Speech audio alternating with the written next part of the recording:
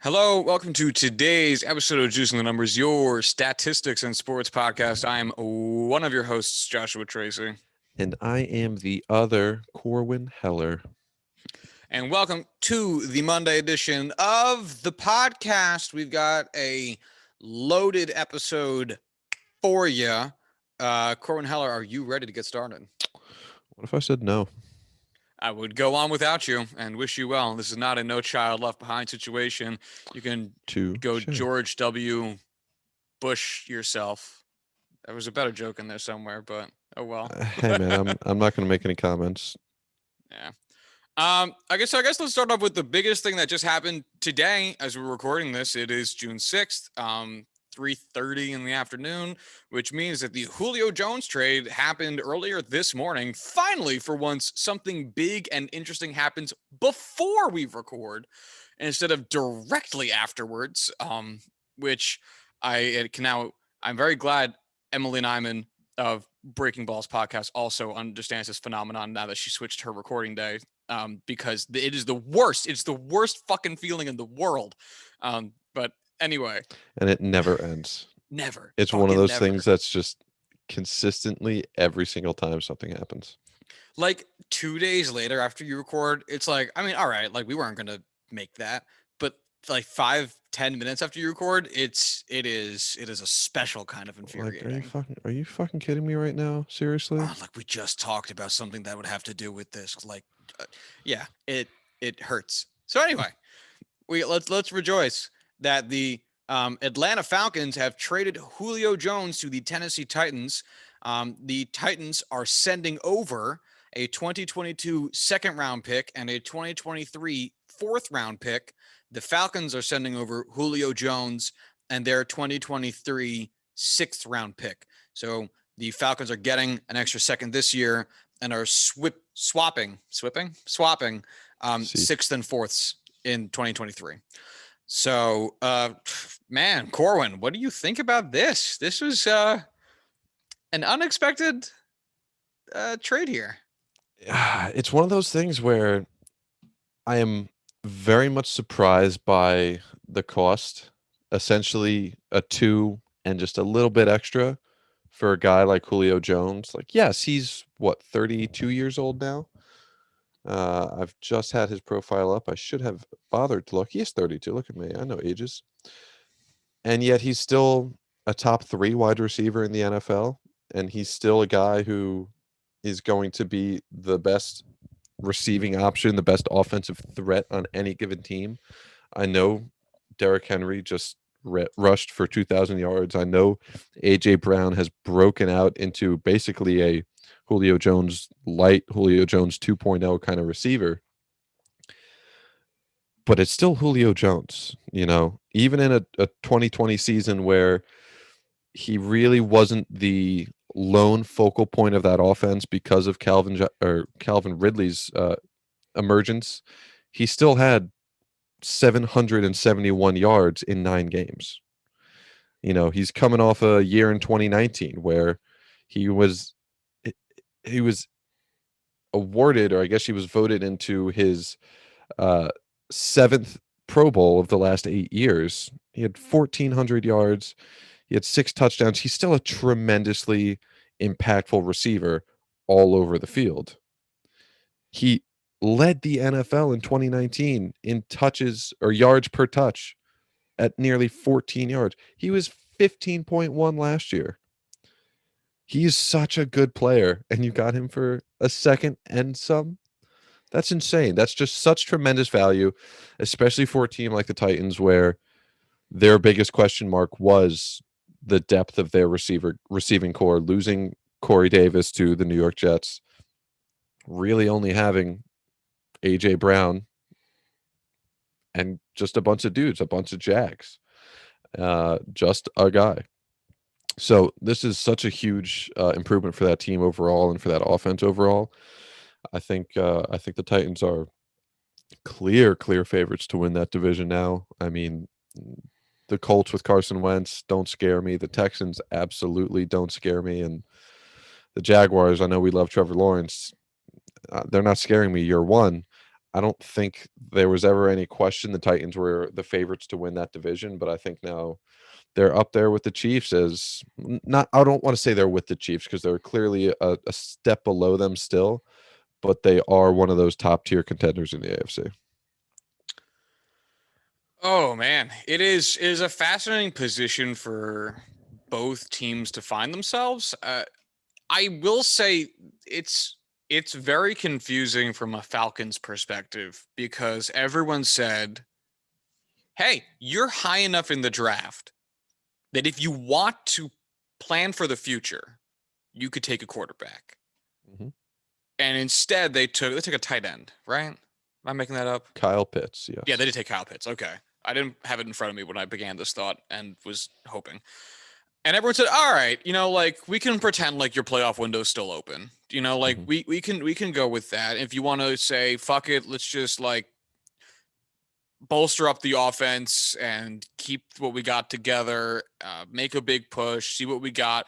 One more year, Matt Ryan, and then either we find some success magically, or we bottom out and we're in the same spot we were this year. We just kind of punt this whole draft a quarterback thing till next season." And look, it's tough to say that you are inherently absolutely wrong about that because everyone within an organization is tasked with making the team better and winning.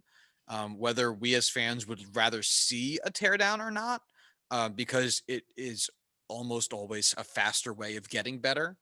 Um, Oftentimes, people's jobs depend on the team not being bad, so there might be a conflict of interests. But to do this feels very out of sync with the rest of it. Again, it could be Julio's fucking done, and it certainly sounded like that phone call with Shannon Sharp that I'm not sure if Julio knew he was on TV for. I'm not saying he wasn't; it was very unclear. Um, but it certainly sounded like Julio was done. So this might have been like a, hey, he's not playing for us anymore. Let's just cut our losses here. Or, hey, he doesn't want to play for us anymore. Let's respect that choice and put him Mhm. somewhere else. It could be fucking anything. But for the Falcon, if you're a Falcons fan, if I was a Falcons fan anyway, I would very much so be like, we really should have taken a quarterback. Like, we really should have taken a quarterback. Um, but oh well. And it's one of those things where it's gonna be incredibly difficult for us to really make that kind of call until we see, hey, how does Julio do? How does Kyle Pitts do early on? I know tight ends are an incredibly difficult position to transition to the NFL as. And at the end of the day, we know that the Falcons are not in a contending position. They are in a rebuilding position, and they will be for a couple years until they can get, their feet under them. Maybe you have a year or two of, where the Steelers are, where, okay, they completely rebuilt their defense over like a 3-year span. They have a very aging quarterback who needs these offensive skill players around him to kind of, make up for just the rust and what he's lost physically, with age. But it's so hard to predict that you're going to be successful in doing that. And it's so hard to do that to begin with that you can't expect anything like that. You can't expect to be able to succeed and have this perfect window. Obviously, they're going to try because that's their job. And obviously, if they're not going to be able to seriously contend with, the team that they have, because you take a look at their defense and boy, it's ugly. I just don't see how it's just so tough. It's really so tough, and I really don't wanna make these kind of I know we had our hot take reactions after the draft, and I know it's something that we always end up talking about, but it's something you really can't say. I mean, Justin Fields can end up busting, you know? So many players can end up busting out of this draft class. Kyle Pitts could bust along with Justin Fields. Matt Ryan could have a resurgence year. Julio Jones could be like, "Ah, shit, I'm 32, I'm old, I can't really perform." These nagging injuries he has every year, they might catch up to him. There's so many different things to look at, and that's why we kinda have to look at process over results like we always say, and if they stick with their plan and they're able to find value with these guys and it works out for them, it's I don't know. I'm at that point where it's like it's so hard to judge all these moves together. Um, yeah,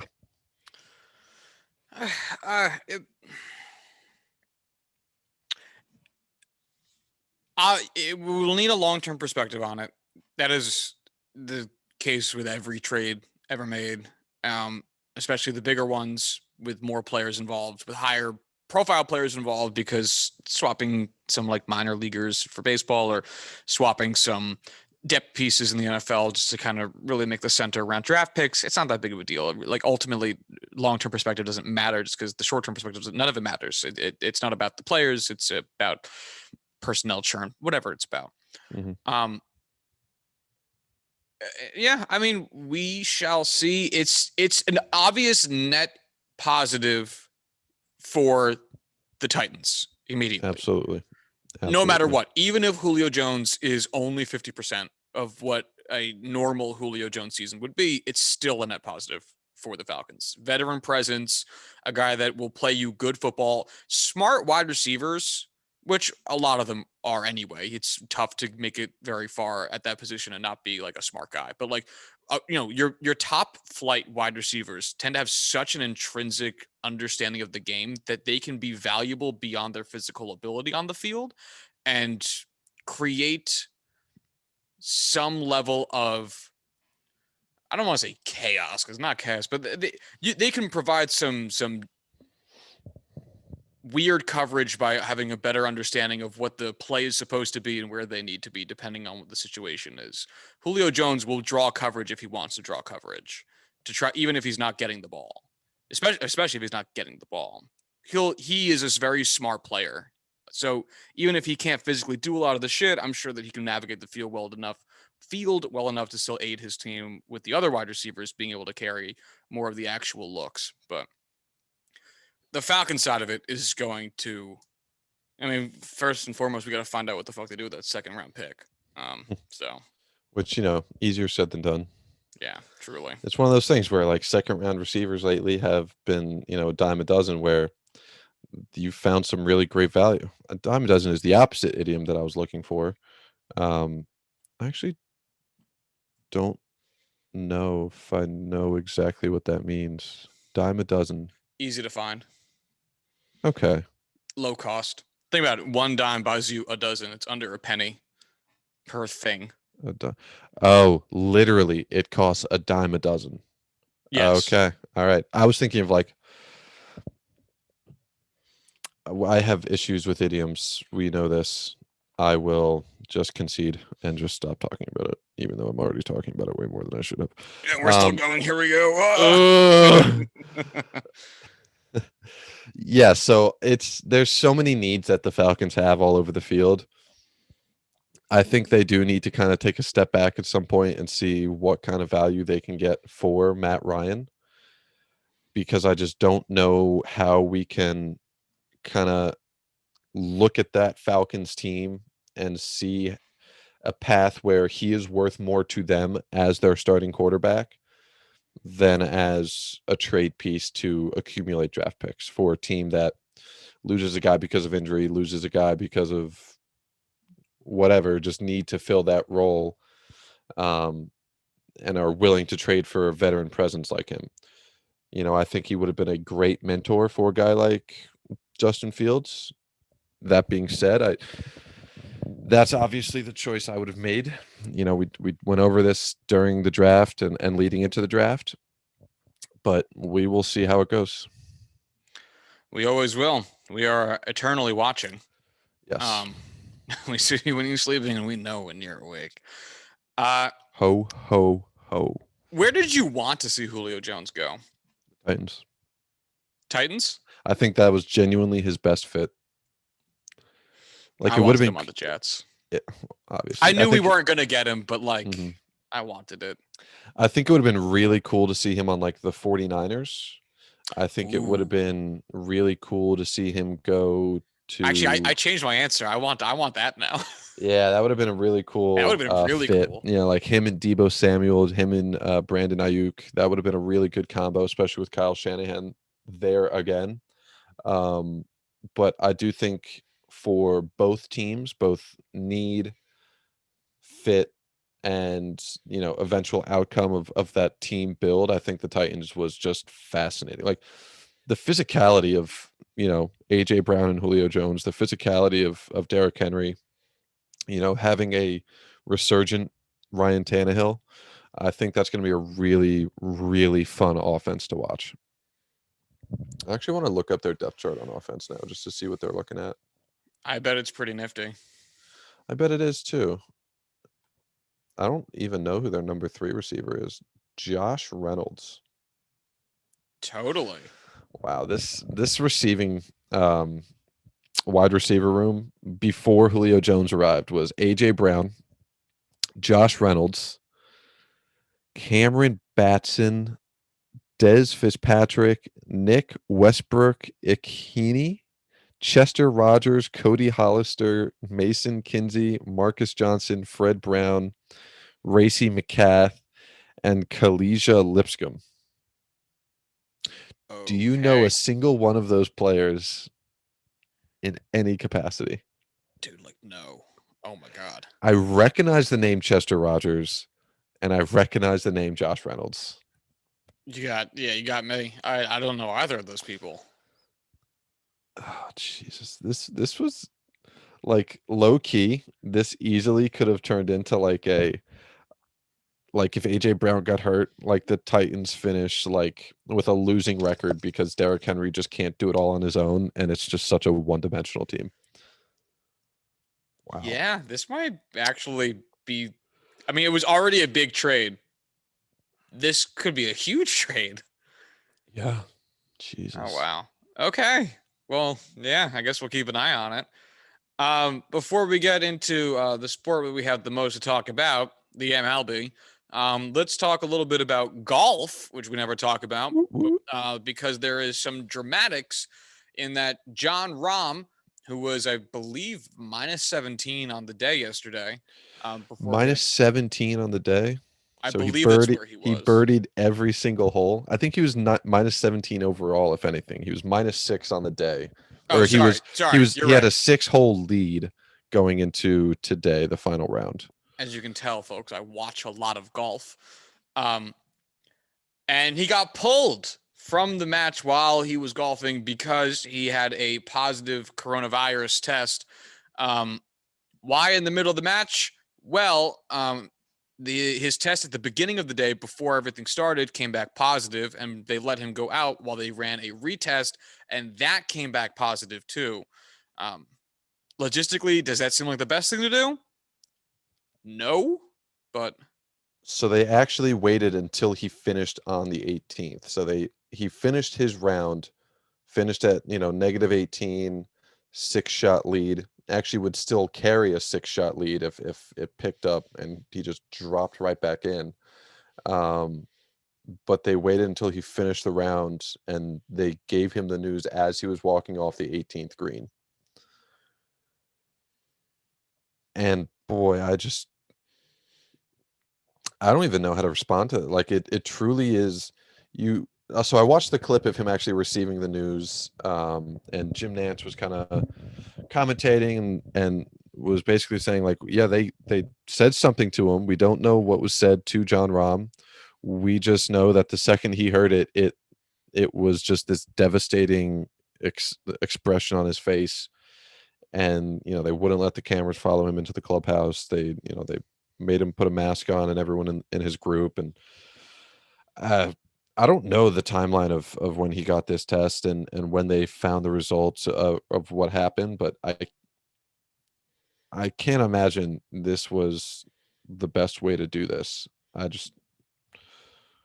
gonna read into it more, just trying to find these little details, as we're going through this. But this is just a wild turn of events because of the crazy lead he had going into this, because of everything going on this week, and just the fact that it was so sudden and out of nowhere. yeah. And again, I get the want for the second test, but it seems as though that should be the thing that lets him back onto the field instead or into the course. instead of the thing that ultimately takes him off. Additionally, I am interested in hearing how he ended up in this position. So it was a contact tracing. It was how this all started. He was in close proximity with someone who had COVID-19. So there was some contact tracing going through so they could get to the bottom of this and see who was exposed. Um, because it was not a positive test and it was just contact tracing at first, he was allowed to continue playing. Because of a weather delay, they had to pick up, I guess, Friday or Saturday morning to finish the round and then continue on later on that day. The test he didn't take until the test you need to take after each round. So because the round technically didn't finish until the morning session, that's when he took a COVID test.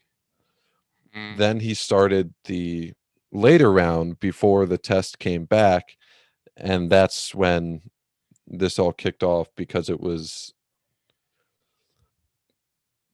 yes, but I mean he had set the 54 hole scoring record at the Memorial when this all went down. Just to give you a little bit more perspective on why this is such a this isn't just a guy who had a couple stroke lead going into it. It also was a historically great performance by Jon Rahm.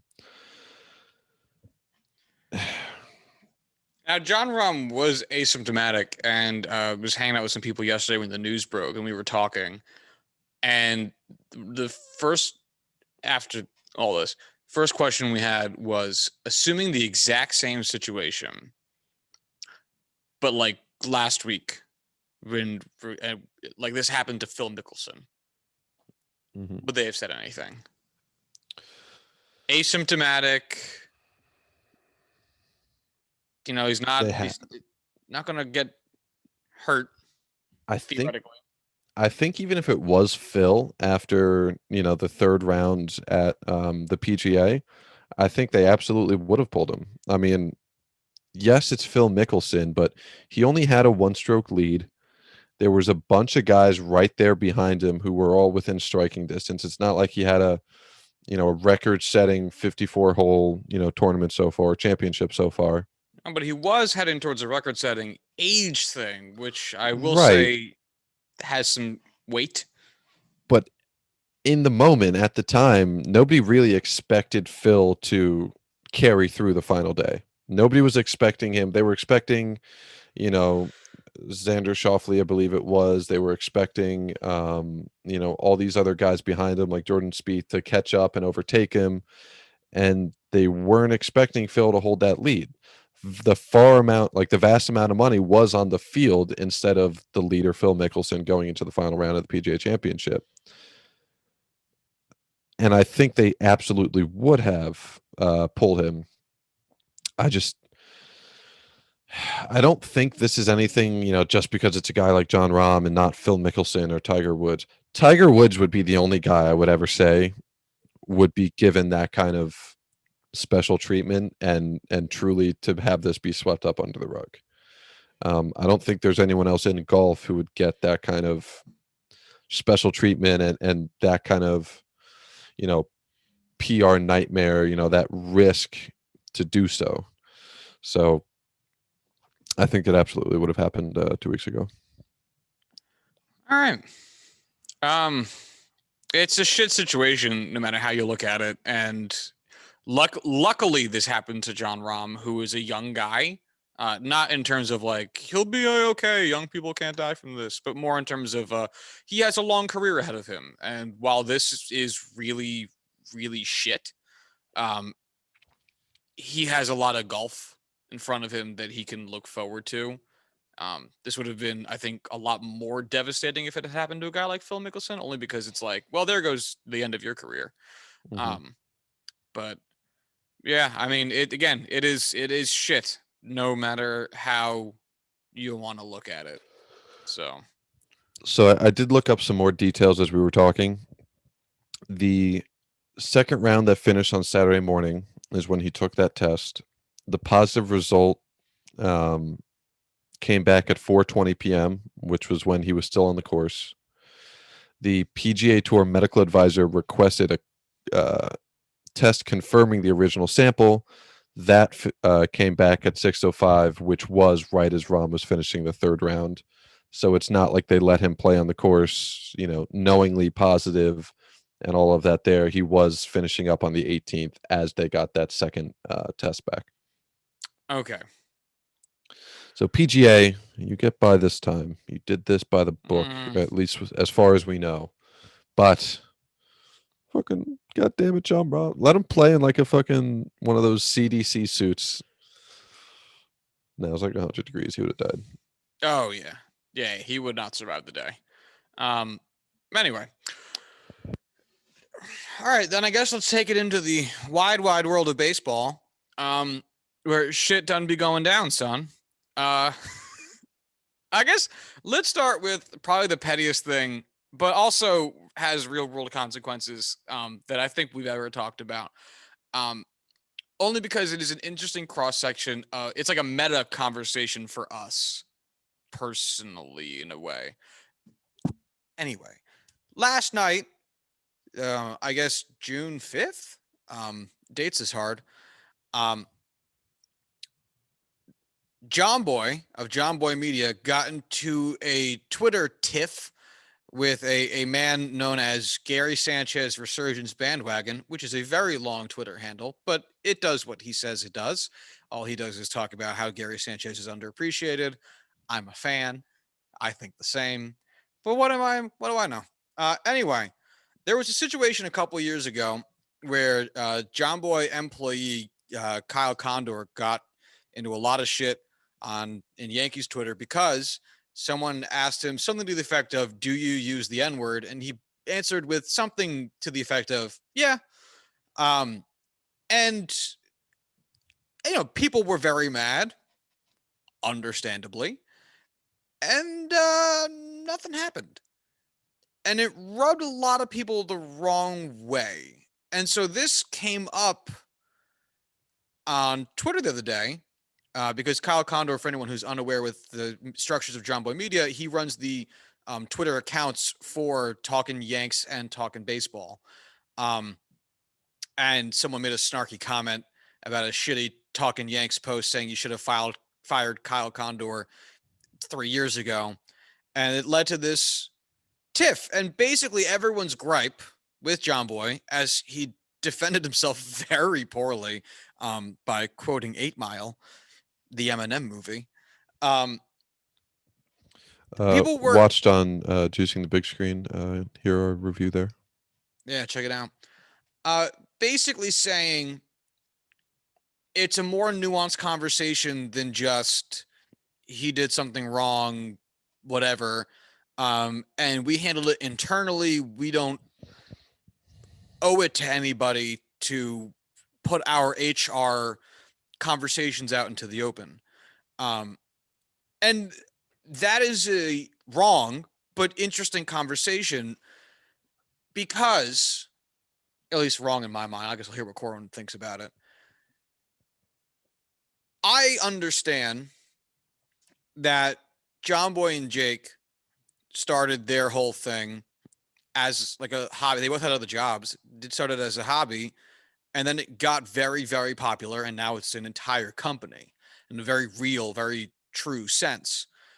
And without having any supposition that it would grow to that, I'm sure some of these and how rapidly it did, I'm sure it can be difficult to look at your employees who are people by and large you kind of hired off of Twitter um, as being, employees and HR conversations being what they are, and also corporate ethical responsibility and how to issue public statements as something that you have to actually do. Um, and I think it's obviously like if Corwin and I became immensely successful, fingers crossed. Yeah, we're holding ourselves back, and we know it. Um, Obviously, I assume we would be presented with many of the same challenges we complain about our bosses at our daytime jobs, being like, we would encounter situations that we wouldn't know how to handle offhand because we've never encountered them. I'm sure that it is difficult, and knowing what the right thing to do at any given time can be a challenge, especially when it's something that you never might have predicted. I'm sure that John Boy never predicted he would have to defend or have to handle an employee who admitted to using the N-word to the entire world. Um, that's where he is, though. And I think, well, first I want to hear from you, Corwin, um, as someone who found out about this moments ago. Um, I don't know. What do you think about the whole exchange, first of all? Um, I mean, so starting with the fact that an employee, do we know whether it was his personal account or a It John? was his personal account from the original Twitters. Okay. So the way I have to look at this is I know John Boy Media is a company basically solely operating in social media. You know, they are privately owned. All of their funding comes from ads and sponsorships to which they promote on their videos and their podcasts. That's where they draw revenue, unless they have other, venture capitalists or angel investors, coming in with investments. Um, so the fact that this was done on social media by one of their employees a couple of years ago, I don't remember exactly how long it said it was, is troublesome because it's not like this is, an Exxon or, a Ford or an Apple where they create products and they can have an employee who is just an employee, just a guy who is there 9 to 5, and there's a level of anonymity with their employees. I listen to multiple John Boy Media podcasts weekly. I watch a ton of their videos that they produce, whether it be breakdowns or John Boy and Jake TV, or I am you know, a big fan of John Boy Media and all that they produce. I had no idea who Kyle Condor was before this broke. I've never seen him in any videos. He's not in anything I watch. He's not a member of the on-screen personality outside of possibly, office vlogs or cameo appearances here and there. So I think in that regard, he can be treated as just an employee, not necessarily a public face. And that's where I think there is this kind of gray area where the company itself is, social media focused. John Boy, Jake, Trevor Plouffe, Chris Rose, the guys who are, showing their face on video, hosting these podcasts, they are the faces of the company, would have different levels of, a different bar that is set for them, and their opinions being the opinions of John Boy Media. An employee in this regard, Kyle Condor is just an employee. So from that sense, treating this as an internal matter isn't something I think that needs to be a, major point of contention here. I think the fact that he is just an editor, he is a, I don't know his full role. I assume he's an editor, based off of interactions that John Boy had on Twitter. I think that's fine being an internal discussion and an internal conversation and internal matter. This isn't saying, he wasn't calling anyone the N word on Twitter. He wasn't saying anything derogatory towards someone else. He was saying it is a word that he has used in the past and uses without any context. And as much as Josh and I are both vehemently against the use of the word with almost zero and essentially zero um, exceptions, without knowing the full story, I can't sit here and say, hey, he should lose his job and be fired solely off of admitting to using a word. Um, I mean, I've read through the John Boy conversation that he had on Twitter, replying and basically saying a lot of what he was saying was self derogatory. He likes to act black. He, was repeating a lot was said towards him on Twitter. Again, I don't know start to finish how this goes about, or how this situation went about. I don't think someone should be fired because of a single tweet in that regard. If they did look into this and they did do their due diligence, which again, I can't assume that John Boy Media did. I also can't assume that they didn't. And it basically comes down to, do we respect John Boy Media as a company? Yes, I would say we both do. Based off of that and what we've seen from John Boy, what we've seen from Jake, and how they've run other aspects of the business, should we give them the benefit of the doubt that they handled this matter appropriately? Absolutely. And at the end of the day, they're a privately owned company. They don't have shareholders that they are responsible to. It's all privately owned. They are only responsible to themselves as a company. I don't think this needs to be a major, major discussion until and only if more information comes about. Um, so that's where I stand.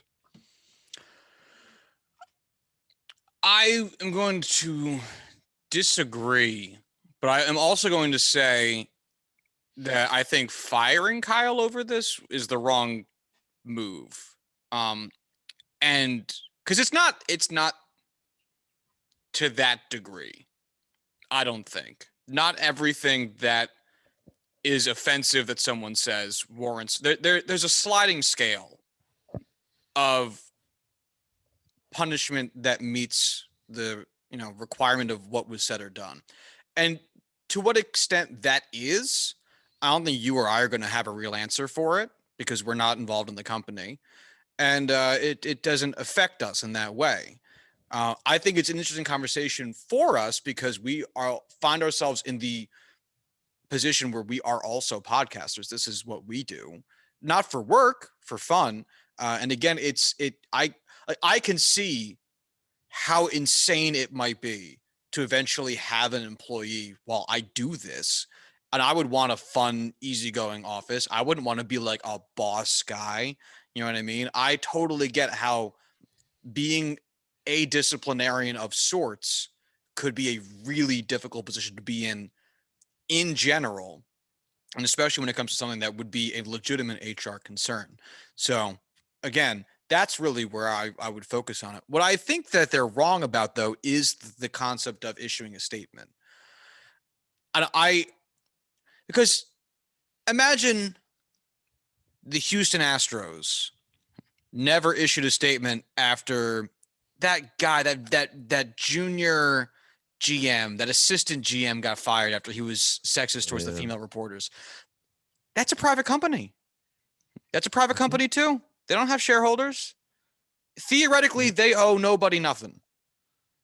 And much the same way, they could just say, go fuck yourself. We're not going to say anything about it. We handled it internally. And I would be hard pressed to imagine any of us would be okay with that.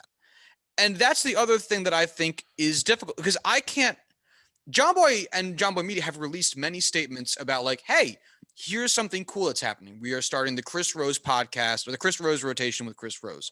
And like that stuff's fine. I see how it can be super weird to have to transition into this kind of heavier subject matter coming from a medium that I think is built more towards lightheartedness and like jovial accessibility.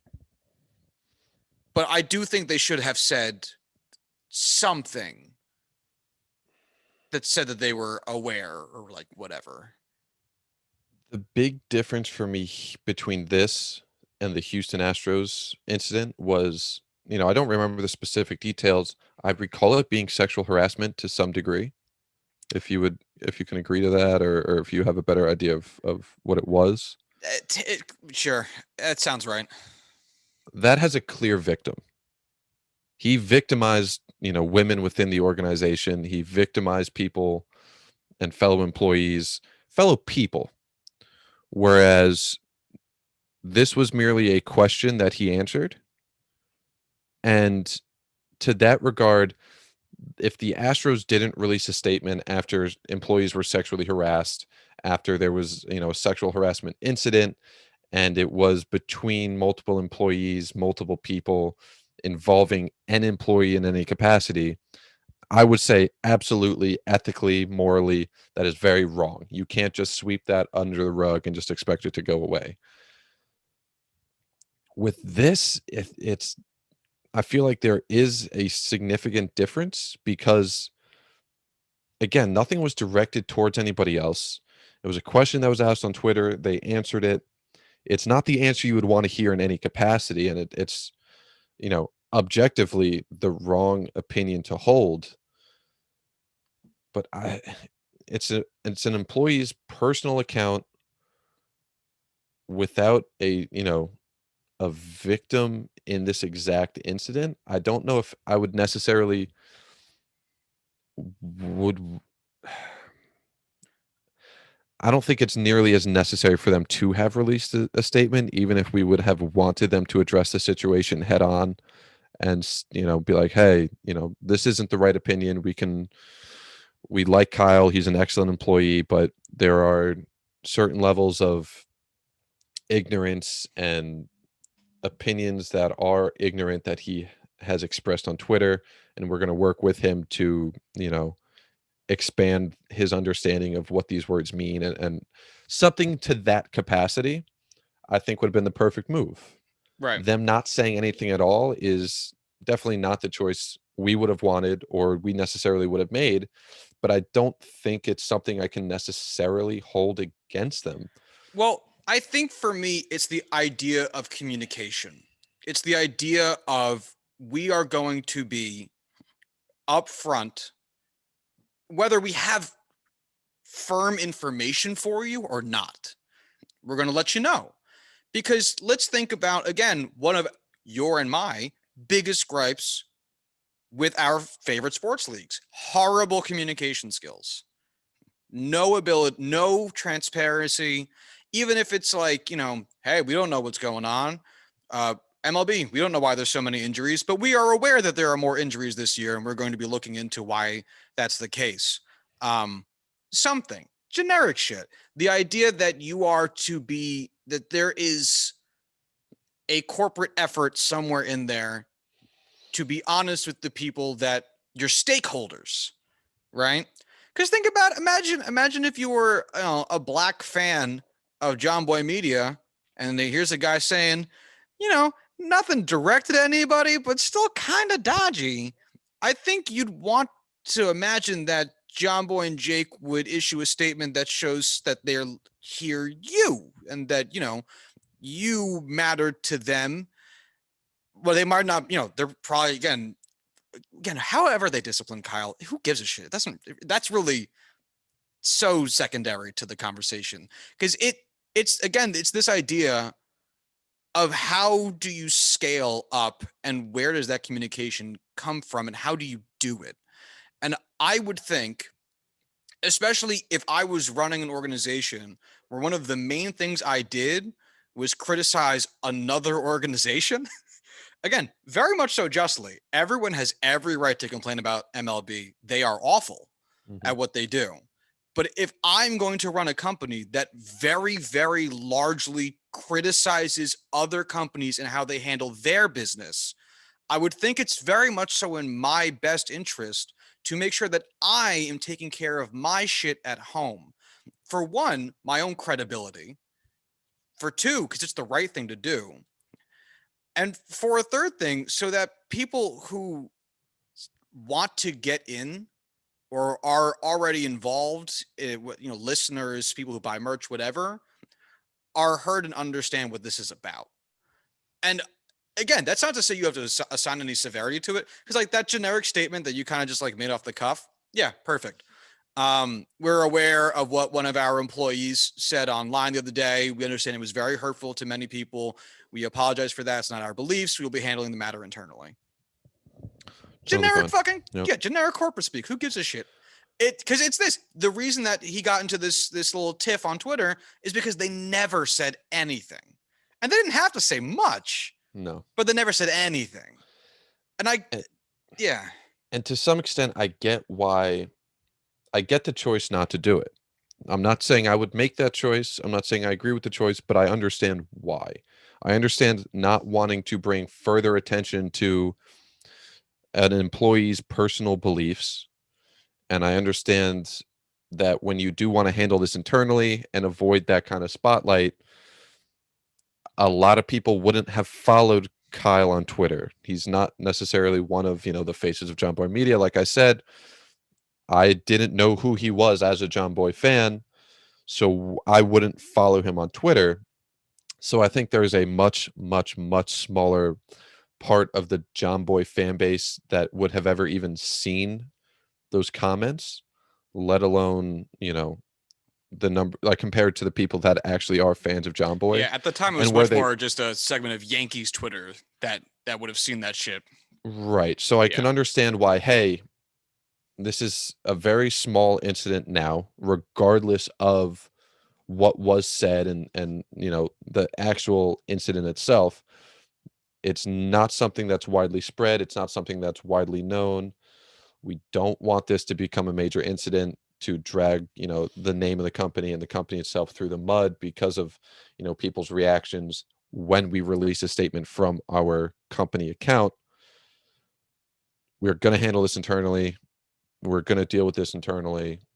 We just can't, the whole the reason why PR exists is to manage these kind of reactions from fans, from stockholders, from shareholders, and to manage that reaction.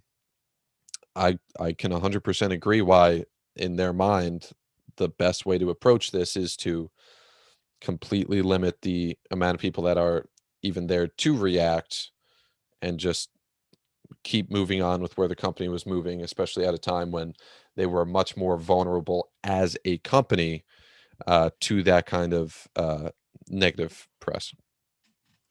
It is it is very interesting, very small. Again, I don't want to make this sound like this is anything huge, because again, whatever happens with it, out of on the sliding scale of racially charged comments, this is definitely near the bottom. Um, which is that saying much? I have no idea, but I would think that of all the things, especially in the sports world, we see on a day-to-day basis of how horrible people can be, this doesn't really scratch the surface too much. But it is an interesting case point because if you think about sports podcasts, John Boy's kind of the first guy to get up on the top by himself. I think when a lot of people start podcasts, the John Boy way of like path to growth is like, the fantasy. It's like what you'd want to do. There are other sports podcasts, but a lot of them existed as a corporate entity. A lot of the Barstool podcasts have the backing of Barstool. So you have Right. that institution as well as that corporate entity to handle HR and PR and those types of things. And I know like Barstool to an extent started exactly, in a similar vein where it was one guy, building up, handful of guys, expanding, expanding, expanding. The podcast I should say the podcast aspect didn't start until significantly later into the company's existence, company's development, and until after they already had a lot of outside investment. Whereas John Boy's been doing this for years now as And just like corporate infrastructure, hand of him. which I Exactly. Yeah. I think because I think that's the thing, and really this is a conversation again more so about, in my mind, what growth looks like from what growth looks like from doing this. You know, if you listening at home are going to start a podcast, you're obviously doing that for yourself. But If much you're like when at you home play, wanting to start a podcast, don't stop trying to cut into our market share. yeah, just listen to us, bitch. Um, But obviously, the same way like when you play an instrument, you go like, yeah, I'm not fooling myself that I'm gonna be playing MSG, but like at the same time, like I could imagine myself playing MSG. And wacky thing about that is that some musicians grow up to play MSG.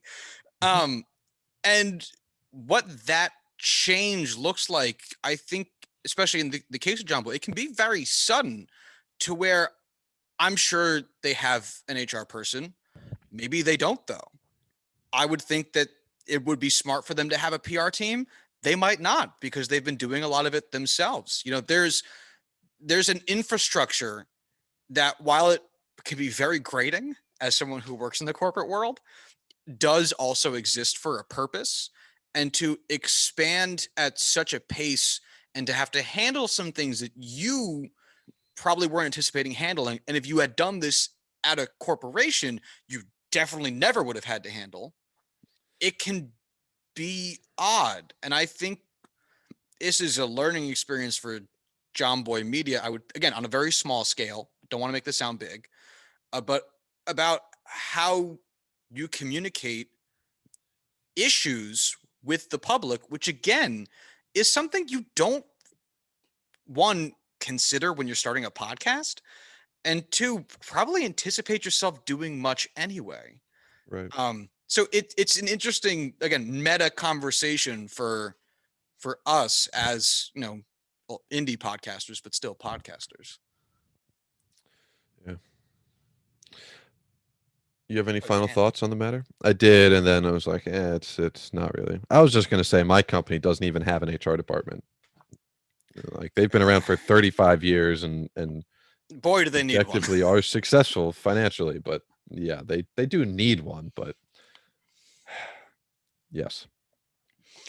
Yeah. So no, nothing else about this. Yeah, just it's an interesting, it's an interesting minor story in the world. But anyway, let's continue to talk about the baseball universe, because a couple days ago, MLB made more of a statement about how they were anticipating cracking down on pine tar usage. So apparently, the owners came together, handful of days. I forget the date, and I don't see it in the article I have up.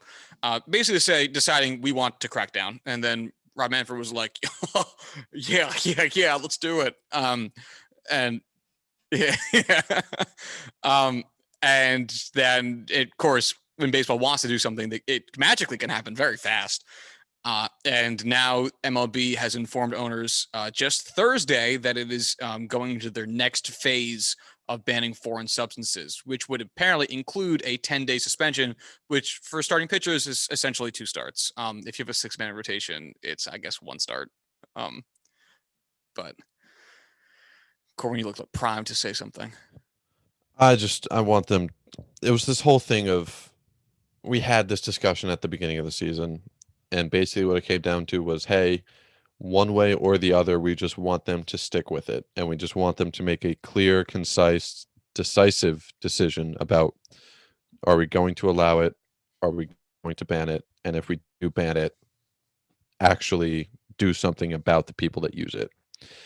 And the whole everything what we've heard so far through this season was, we are going to monitor this, we're going to study this, and at the end of the season, going into next season, that's when we're going to take action against players.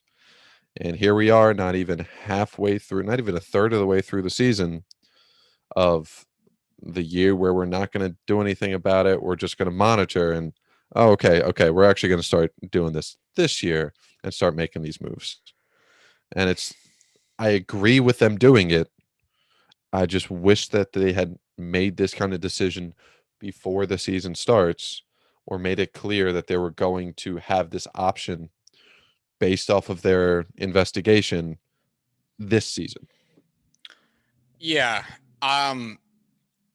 Again, it's another case of MLB just shooting themselves in the foot. And I, I think this is a great idea. I think cracking down on the sticky stuff usage would do more for what MLB wants to see out of baseball than any of their more significant changes, like banning the shifts, increasing base sizes, whatever. If you want more contact, then forcing pitchers to not use illegal substances, which would force them to probably throw a little bit softer because they might not have the command they have, while being able to throw it literally as hard as they can, while also reducing some movement since they won't have the um, advantage with their spin rate, might end up actually leading to some more straight and slower balls, which What I would be saw more from hittable. a couple of the ESPN and Sports Illustrated articles that I was reading about this was guys are throwing so hard, so much because they can throw every single pitch at 100% every single time they throw it because they know they're going to have that control. They know they're going to be able to put it where they want it, within reason, with some confidence because of the substances they're using. And I know it's often quoted that like batters prefer the pitchers to have the sticky stuff so that they know that the pitchers are using good control. I think that's a lie, and I think it's a lie that batters say because they know their pitchers are also using sticky stuff, and why would you listen to them? Mhm, And also, just because they say that, fuck them, they're wrong. Like, they are absolutely wrong because I bet you anything that if they had the choice between facing a 101-mile-an-hour pitch up and in from a reliever in the zone, not like up by the head, in the zone, but like top right hand corner for a batter, I bet they would much rather have that pitch be thrown 96 miles an hour because the pitcher can't do that correctly without hitting them. mhm, And I bet you, tell you what, if enough batters get hit, eventually pitchers will have to adjust to the fact that their shit doesn't play the same way and they will throw differently. And that seems to be what we want to happen if we're going to start talking about moving the mound back. So mhm. this seems like the most obvious solution. But again, classic MLB to do this, not even in the middle of the year. And and just to even go back to that statement of like, "Oh, we're okay with them using foreign substances so that they can have control, they're not hitting batters, we're okay with it to an extent." That was also something we've been hearing for like a decade where Oh, forever. Yeah. this isn't exactly the way they've been using it in the past. This isn't them using the rosin bag on the mound. This isn't them just, using a little sunscreen, using a little rosin, a little something here, something little there, just to get a little bit more grip on it. This is an explosion of, highly controlled, um, mixtures that are adding hundreds upon hundreds of RPMs to their fastballs, their curveballs, their sliders to the point where this is nowhere near the kind of abuse that we've seen from pitchers in the past handful of years. And, in these articles, teams are hiring chemists to develop the perfect mixture for their players to use. And pitching coaches are telling them to use these materials in any possible mixture that works for them because otherwise you're behind the curve and you're going to fall behind if you're not. And it's like an arms race where it's a cold war of sorts where nobody's taking action because MLB is saying, "Oh, we're going to wait and see, we're not going to make any decisive action." So everyone is just rushing out to see how far they can take this as quickly as possible just to gain that competitive edge. And I do think it's a confluence of things. I do think, in addition to the fact that it, at least it feels as though the aggressiveness of the sticky stuff and its widespread usage has gotten more aggressive and gotten more widespread. It is coming at the same time as pitch shaping, pitch design has gotten more prevalent and become more employed by teams, which is a good thing. It's much the same way as when MLB changed the ball in 2017. They were doing it at the same time as more players were coming up through the system that had gotten told about how to adjust their swings to get more loft, to try to get balls more in the air and lead towards more home runs instead of going towards a more traditional inside out swing. And Mhm, those two things together led to the gigantic jump. The baseball was obviously a very big part of it, but it also didn't help that so many batters were also doing the more upward swing. And I think we're probably getting a lot of that here as well. Basically what I'm saying is pitchers are also very good. mhm. But as pitchers get better, the idea of that control gets less so, hey, don't hit me, and becomes more so like, I'm going to throw a slider that slides so fucking far, my manager is going to catch it in the dugout. And at some point, you have to look at the quote unquote control that pitchers have and say, that is too much. Um, is this going to be a perfect science? Absolutely not. Sunscreen is legal because pitchers You have can't to just wear be it, yeah. thrown out. Yeah, they can't just be thrown out there to burn to death. Yeah. Um, Hey, we're actually gonna ban sunscreen, so we're gonna force players to have a higher risk of skin cancer because we just don't want to risk you mixing it with rosin. right, which would be insane. Which is why it'd be illegal. Which is why they couldn't do it. Um, so whatever MLB's solution is going to be here, it's probably going to be a very lengthy list of approved and not approved substances, much the same way they have a very lengthy list of approved and not approved substances for PEDs. Even things that wouldn't be considered PEDs are considered PED. Like if you take the wrong form of diuretic, that is going to be considered a PED because it can be used to flush PEDs out of your system to help you pass a PED test. So that will go on the exempt list. And I'm sure MLB is going to end up having some very goofy lists like this where there'll be like an approved MLB approved brand of sunscreen so Hmm. that they can have the Absolutely. exact chemical makeup of it to prove it. But And I could easily see them at some point developing their own MLB pitch grip substance that is now the only thing you're allowed to use, and just eliminating the rosin bag altogether, or modifying what the rosin is, or what's in the rosin bag so that it can't be mixed with sunscreen or something in that regard, and just again just increasing monitoring. I'm sure that they can have, an umpire, a guy, in every stadium for every game, basically just with binoculars staring at the pitcher at all times, just saying, all right, where's the foreign substance? We're well, gonna and find so it. this brings us back to the regulations that MLB is going to be laying down. The article I read said that this should be implemented rather soon. They said it is likely to be implemented and officially announced prior to the All Star game on July 13th.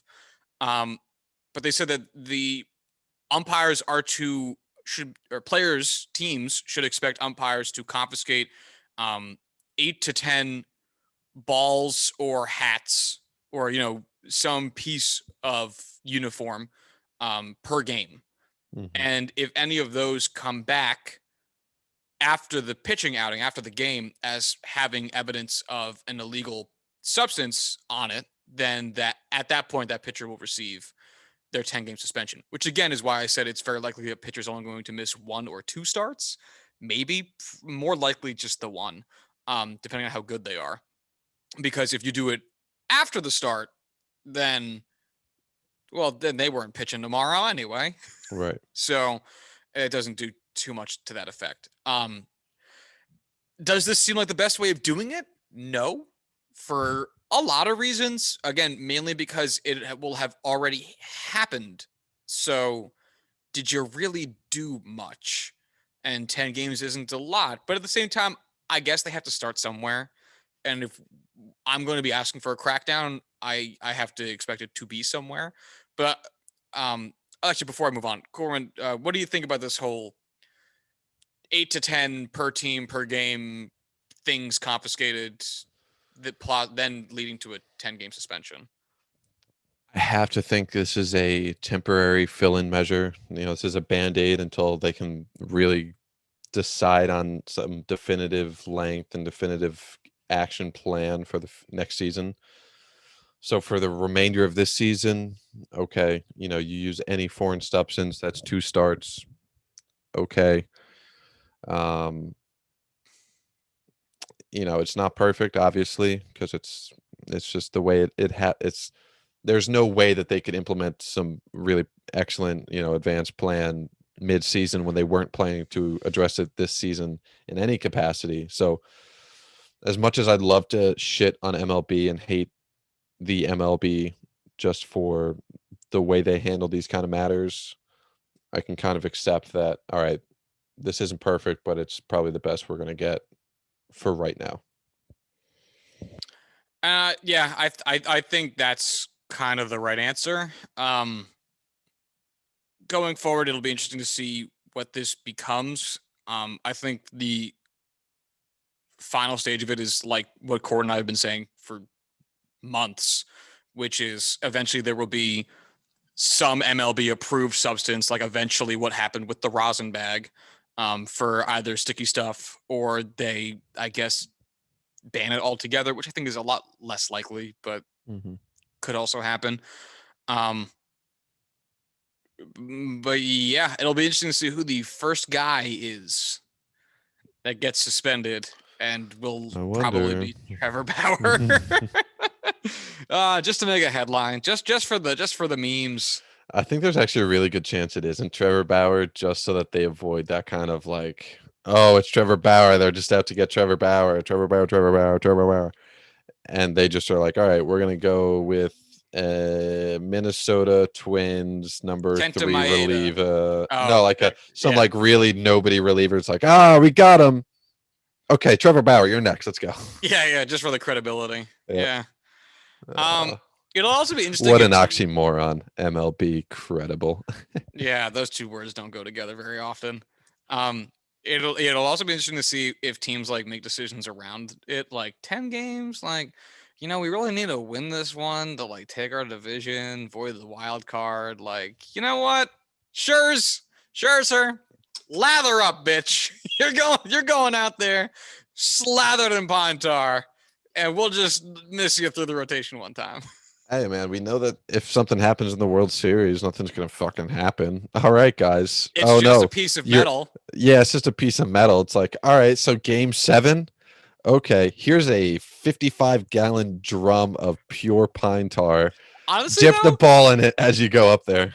not even game 7, because think about it. After Maybe game game 2. 4, game 4. Well, no, because game 2 you could pitch game 7. Game 3 you might be able to pitch game 7, but probably so. Really, all right, Game your game 3, 4, 3. 5, 6. Yep. Yeah, yeah, and 7 games 3 through 7 are the pine tar games now Nope. in the World Series, because yeah, you're right. Like, oh no, I'm suspended for 10 days. What will I do? I wasn't gonna pitch any fucking way. Like, fuck off. Oh god. It's almost as if the Astros scandal was majorly important, not just in this case, but to set a precedent for future endeavors. Yeah, actually, you know what? That's kind of interesting, because what if I don't I don't want to pick Jacob deGrom because I really like him, and he's very good. I watched him last night against the Padres. Oh my god, that's Padres. What if fucking Joe stupid. Musgrove? What if Joe Musgrove got caught with pine tar, and he was like, yeah, but like Jace Tingler told me to do it. Would MLB then suspend Jace Tingler? Like, if MLB drags their feet on this, because the whole thing with the When Astros thing, MLB drags their feet with this. when because the whole thing with the Astros thing is, MLB didn't act very fast, and then players were on other teams, and they were like, what are we gonna do?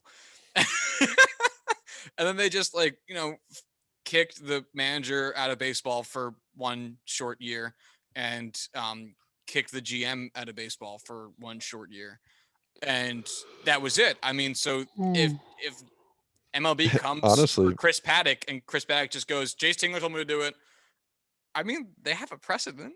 yeah. In all honesty, Carlos Beltran was probably the one who got the shortest end of this Yeah, fuckity sure as today, end of the stick. Yeah. because he was the only one to like genuinely lose his career over it. Yeah. Best manager in Mets history. Never lost a game. R.I.P. Um, Fucking A. yeah. Oh man, it'll be interesting to see what they do. I'm sure it won't be good, but we will find out. Um, I do have one final thing. It wasn't what I had talked about on Thursday, but I am curious about it. There's been a lot of Giancarlo Stanton discourse as of late. And I wanted to share some results of his past 3 seasons so far with the Yankees. So he got traded to the Yankees right before the 2018 season. So his career with the Yankees is a full 2018 season. And then, 2019, 2020, and 2021. So this is his 4th year with the Yankees. What do you think his combined WAR with the Yankees is? I'm gonna be honest, I missed the only part of the sentence I missed was the name of the player you were discussing. Giancarlo Stanton. Oh. Career WAR with the Yankees over 4 seasons. Over 4 seasons, yeah. Well, including this one. So, this has only been 60 some odd games all together, of team games anyway. 6.4. 5.7. Hasn't played many games. No. Do you know what his pace is per 650 plate appearances, which is one full season? So his season pace, Like 10 and a half. 3.6.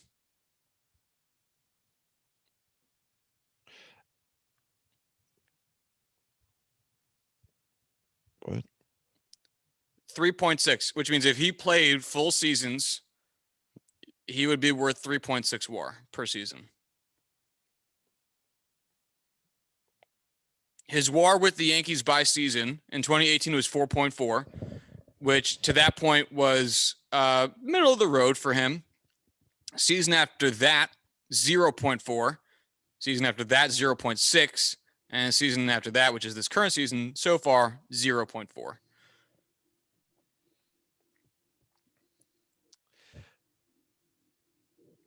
That doesn't make any sense. It doesn't. I was very surprised when I saw that because my initial reaction was Giancarlo Stanton has been very, very good. Obviously he's been hurt a lot, Yeah. and the DH part doesn't really help his WAR. But it's tough to argue with them facts. Just for an example, I guess not for example, to finish painting the picture, his slash line over that time is still very good. It's 264, 349, 500. That's an 849 OPS and a 130 OPS plus. That is very good. But it seems as though there's still a lot of the production that is lacking that shows up in other places. And the reason I'm going to WAR here is the DH position should really, I think, only be occupied if you're an American League team by either an amazing hitter who is a god awful fielder, Nelson For your Cruz, pitcher. David Ortiz. Um, and if you don't have that guy, because that's not Giancarlo Stanton, he's a competent fielder. It Mhm. should be the half day off rotation of your best hitters to keep them fresh. And I'm not sure that that's the best use for Giancarlo Stanton. But the problem is he's injury prone, which I think is fair to say at this point in his career. At this like, just looking at his baseball reference page, like, he had one season under, like, 115 games. 120. I honestly forgot the stat number already. Uh, yeah, he has one season under 115 games in his entire career Pre until he came Yankees, to the yeah. Yankees, and he's had back-to-back seasons of under 25 games. Yeah. It's been a challenge for him. And for an example of where he ranks since 2018, Giancarlo Stanton has the 112th most position player WAR in MLB. 112th. That's very bad. That puts him behind Didi Gregorius, Freddie Galvis, Trey Mancini, who missed a season with cancer, Gio Urshela, Aaron Hicks, Jason Hayward. These are all, by the way, just in the bottom 100. If we go up to the top of the leaderboard, it's names that we all expect to be there. Mookie Betts has the most WAR over that period with 23.7. Mike Trout, Alex Bregman, Matt Chapman, Nolan Arenado, Marcus Semien for a surprise number 6 there. Trevor Story, Javi Baez, Xander Bogaerts, and the number 10 for the most WAR from 2018 to 2021 position player, Christian Yelich. Aaron Judge, by the way, number 13. But Stanton's sitting there at 100, what did I say, 127, 117, some shit like that. It was low. I don't remember. And it's a tough position. So I get a lot of Yankees fans' frustrations because from like an overall production standpoint, that is not very much. But from like an OPS WRC plus perspective, that's quite a bit. I sound confused because Corwin left, which I guess if you're watching this on the internet, you will see. But if you're listening to this, you will not. And I I don't know how you move forward with that. Because if you want more production out of him, in theory, you would say, "Oh, we will just play him in the field for more." But if he's hurt, you can't do that. And if he's hurt, it means he can't consume plate appearances, which means he's not going to have the opportunity to get you the additional value. But when he does, he's good. He's on it. Um, and it's not like his contract ends anytime soon, which was one of the aspects of this why I thought to bring it up. His contract doesn't end until 2028. This is the final year of his contract. Um, so I don't know. I don't know what, if anything, you do with Giancarlo Stanton. I get the frustration, but because it's not like it's not like you have an injury-prone guy that if they don't make it back on the field, doesn't matter. Like right now, Aaron Hicks would be great to have on the field, but the Yankees offense doesn't hinge upon Aaron Hicks. This isn't a Greg Bird situation for the Yankees. Right. Yeah, this is not a Greg Bird situation. Giancarlo Stanton actually matters to the Yankees lineup. And again, when he is in the Yankees lineup consistently, he is a very good part of the Yankees lineup. He is a very good, again, only 5.7 WAR over 4 seasons, but a 130 OPS plus. That's a good fucking hitter. The problem is he's just not on the field a lot. And I don't know necessarily what you do. I get looking at the comparisons, if you look at the pitcher war, because you say, the Yankees could have taken another pitcher. Marcus Stroman, 5.9 WAR in these past 4 seasons thus far. You could have gotten him if you wanted to when the Blue Jays traded him away. Fucking Kyle Gibson has 6.3 WAR. Granted, recently it's been quite bad, so I get that. Yu Darvish, 7.4. You could have gotten him from the Cubs if you wanted to. They gave him away for a song. There are same thing with Blake Snell, 9.3. Again, I know he's having a rough season, but oh well. Beautiful outing this weekend. Where's your microphone?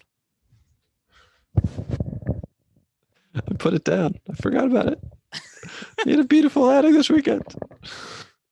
Yeah. You said that, and I was like standing there. I was like looking at my hands, like, oh shit, you're not wrong. I just don't have a microphone.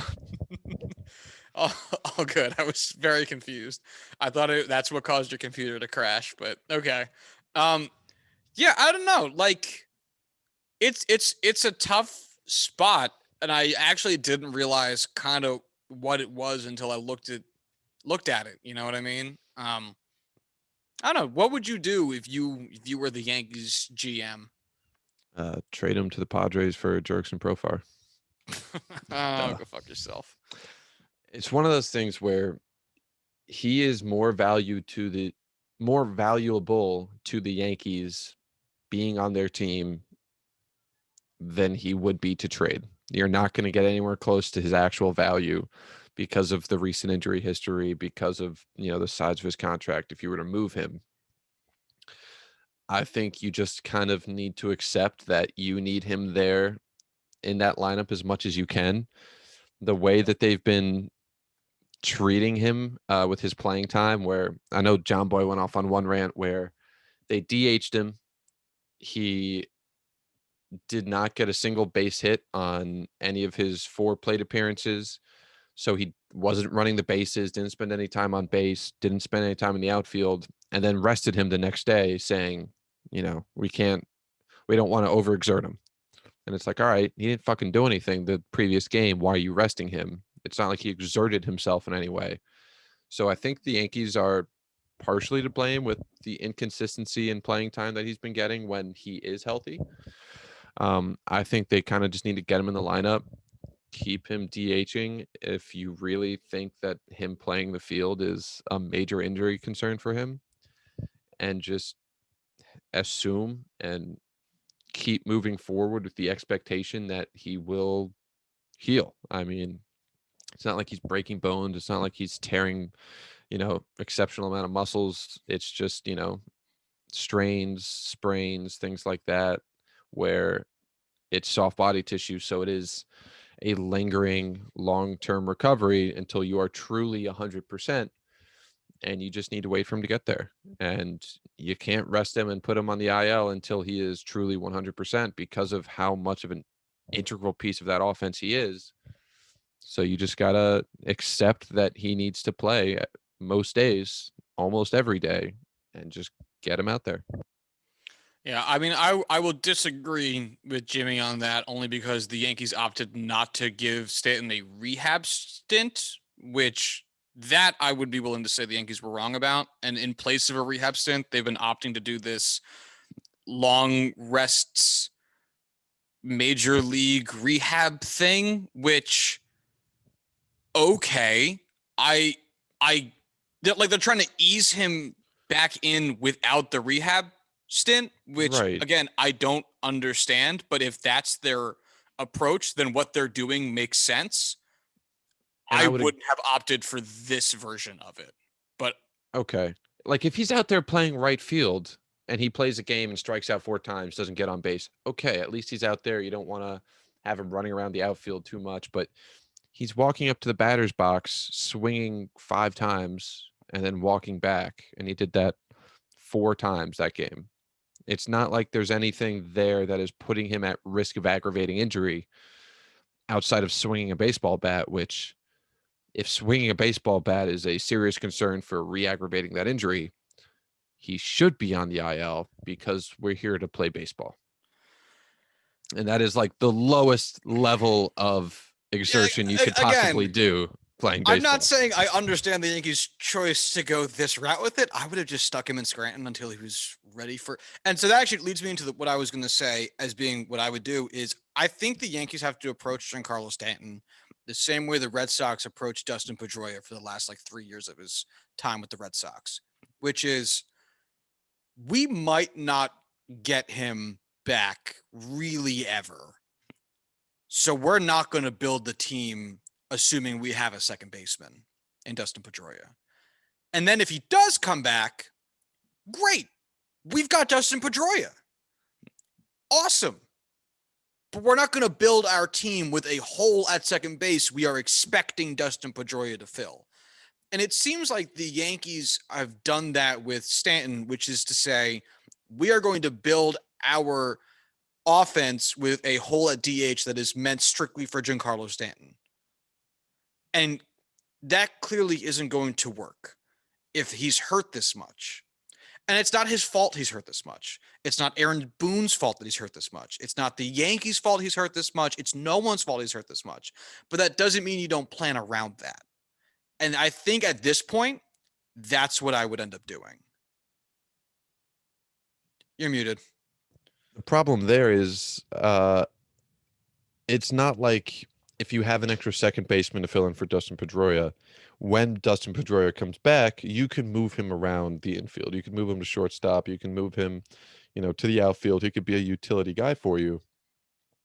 When it's the DH, that's not really a player you can expect to move around much. This is the other point at which I would agree with you, which is if he's healthy, put him in the fucking outfield.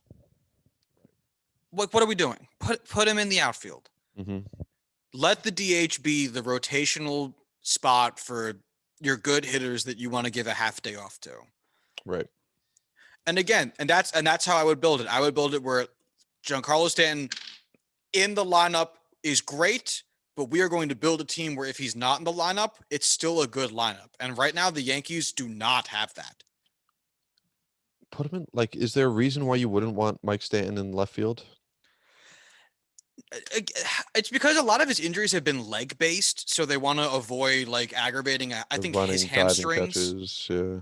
But I also think that's kind of silly because, I mean, you could put him in right field. Right field's not very big at Yankee Stadium. Right field is very small at Yankee Stadium. I'm only saying left field because of how much Aaron Judge has locked down right field and right. has that presence. Yeah. Totally understand what you mean. It is very much so Aaron Judge's position, but at the same time, if we're not going to be sentimental about who plays what position because it's baseball in 2021, why should we be? Mm-hmm. I think right field when you're home and then left field when you're away, because left field at Yankee Stadium is kind of big, but left field at most other ballparks is small, and right field at Yankee Stadium is small. So if you want to cut down, and again, if he is not healthy enough to play the outfield, don't assume he is healthy enough to run the bases. Mm-hmm. That that Right. that It's not something we've said what we've had to say, or at least I have. right. And I think that part of the injury management thing is what is frustrating about it. And I know that it also comes with the fact that MLB teams as a whole, I think, have greatly adjusted how they do like load management and injury management over the past couple seasons, the past 5 seasons or so, to where not only do you see a lot more off days, but you see a lot more willingness to use the IL spots, or not spots, the IL. It's not fantasy, it's real life. Um, so that players can, kind of take their actual rest when they need it and then make their rehab starts and then come back.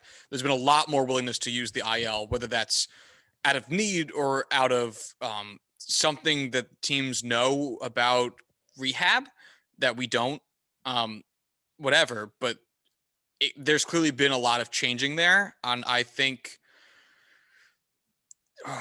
hopefully there's another adjustment with how to handle Giancarlo, because it is a very unfortunate situation.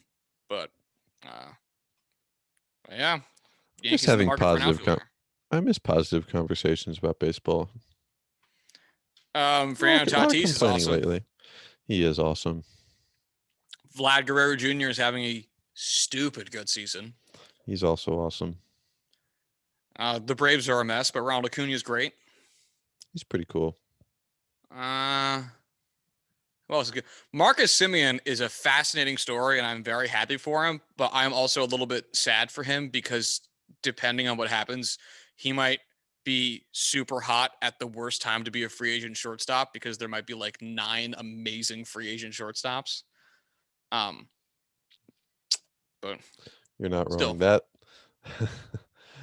it's crazy how important the position is. Literally the most important position on the field outside of the pitcher, and it's like you are going to get whichever one you want this year if you are team bidding.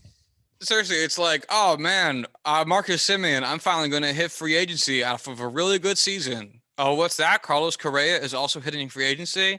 That's okay. I'll be like the second best shortstop on the free. Oh, Corey Seager is also hitting free agency. Mhm. Shit. Fuck, that's not good. Trevor Oh, that's Story, right. Trevor blah, blah, Story is blah, also there. blah, Javi Baez. Oh my There's God, so yeah, many. There yeah, are so fucking many. yeah. It's Like crazy, Marcus Simeon could be like the 7th best shortstop in free agency this year.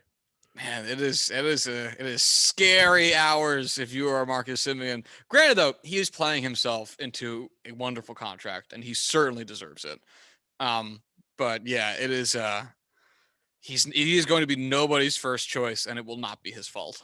All right, let's see spot track. 2022 shortstop. We have Marcus Simeon, Trevor Story, Corey Seager, Brandon Crawford, Crawford. Jesus. Carlos Correa, Javier Baez, Carlos Correa, Correa, Carlos Correa. Andrelton Simmons, Miguel Rojas, Jose Iglesias, Freddie Galvis, and other guys that don't matter nearly as much.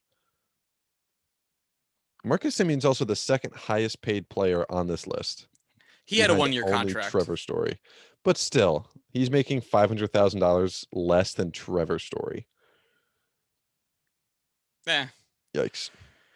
but yeah, man, this is man, like some team is going to have to like settle for Marcus Simeon, and that is just a phenomenal position to be in. hmm there's also some big name second baseman that could absolutely cut into that middle infield. Jerkson Profar, Chris Taylor, Cesar Hernandez, Jonathan Shoup, Donovan You will never Solano. get that name right. Nope. It was it Scope? Scope. Scope.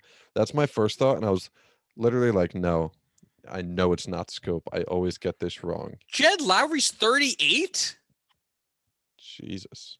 Fuck out of here. He's 38. No, he's not 38. Look it up. I am looking it up. He's going to be 38 by the next He, offseason. That's he insane. was born April 17th, 1984. That's wild. Jed Lowry, the player I also wanted instead of DJ LeMahieu. Mm, When the Yankees first signed DJ, I was like, damn, I really oh, wanted Jed Lowry. But oh well. wow. There's a Also, there's a lot of free agents this year. Holy I shit. am begging the Yankees to stop batting DJ LeMahieu leadoff. Please, we've had enough. He's been bad this year.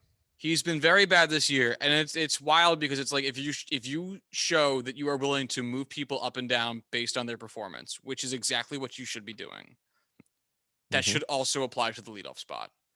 He has not been good. He has a 91 OPS plus. That is not great It's exceptionally bad, for him. of course. It's fine if he's batting like 6th or 7th, but Not oh my for the god. New York Yankees leadoff hitter. Yeah. I mean, just to poke DJ LeMahieu in the eye a little bit. Sorry, DJ, but it is what it is. His on base percent is 339. That's not wonderful. His WRC plus is 92. Uh, and his slugging is 329. Mm. Slugging is 329. Mm. Slugging is three. I can't say it Don't like enough that. times. Don't like that. It's very, very not good. It's very, very not good. I mean, DJ LeMahieu has a lower WRC plus than Kyle Higashioka, Gary Sanchez, Gleyber Torres, Gio Urshela, Giancarlo Stanton, and Aaron Judge, and also Esteban Florial, who played in one game. Like, please, please, please stop batting him lead off. Please. Please. Stop batting him lead off. I beg of you. Anyway, I have nothing else creative to say. Do you? No. All right, then. Let's get the fuck out of here. Cool. If you want to follow the show on Twitter, you can do so at JuicingPod. We never tweet statements from there. If you want to follow Corwin from Twitter, you can do so at Corwin Heller. If you'd like to follow me on Twitter, you can do so at Joshua D. Tracy. And if you'd like to send us emails, comments, questions, bullshit, whatever, and you can do so at juicingthenumbers@gmail.com. John Boy, if you listen to this, send us some job applications. We'll fix up your entire organization for you for free. And by free, I mean $5,000. Let's put a stop on that free stuff. We're not there yet. Yeah. What can we say? We're not very talented. Anyway, until Thursday, y'all have a good one. Bye.